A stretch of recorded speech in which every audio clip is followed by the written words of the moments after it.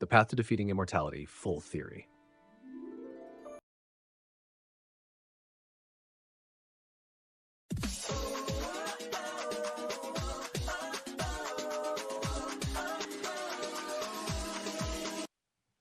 Hello everyone and welcome to the channel. Before we dive into today's content, don't forget to leave a like, subscribe, and hit the notification bell so you won't miss anything we post here.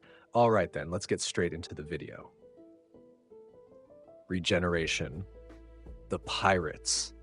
Greatest threat. One of the most concerning powers displayed by the enemies Luffy and the Alliance are currently facing, both the Gorosei and the Holy Knights, is regeneration. These characters seem virtually immortal, healing from lethal injuries within mere seconds. So that brings up the big question. How do you defeat someone who just doesn't die? And that's where my theory begins. Oda's inspiration from Dragon Ball.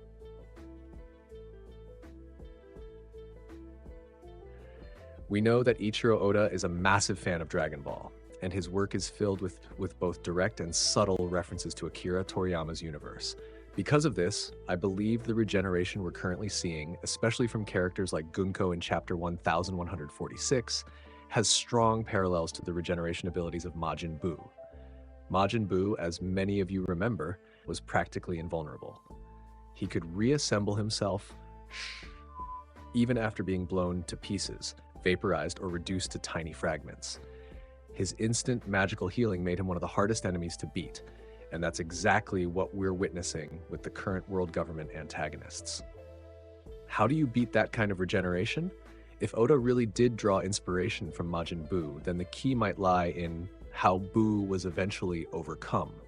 In Dragon Ball, Majin Buu only began to lose when facing overwhelming and continuous power, like that of Gotenks in Super Saiyan 3, Mystic Gohan, and especially Vegeto.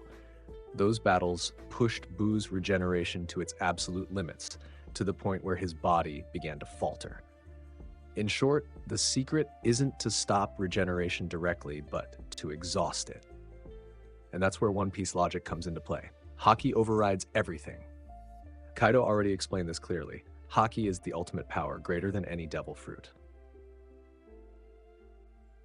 Elbaf, the stage of victory? I believe the Elbaf arc will be crucial for developing and revealing this weakness.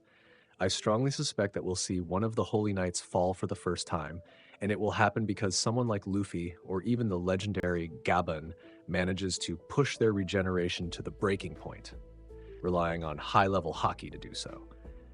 Picture it, a fierce extended battle where the enemy continues to regenerate again and again until their body stops responding, until their soul begins to crumble. That would perfectly represent Haki's supremacy over all other powers. And you, what do you think? So that's my theory. Immortality can be defeated, not by negating it directly, but by forcing it to become its own weakness. Push the regeneration until it collapses under its own weight.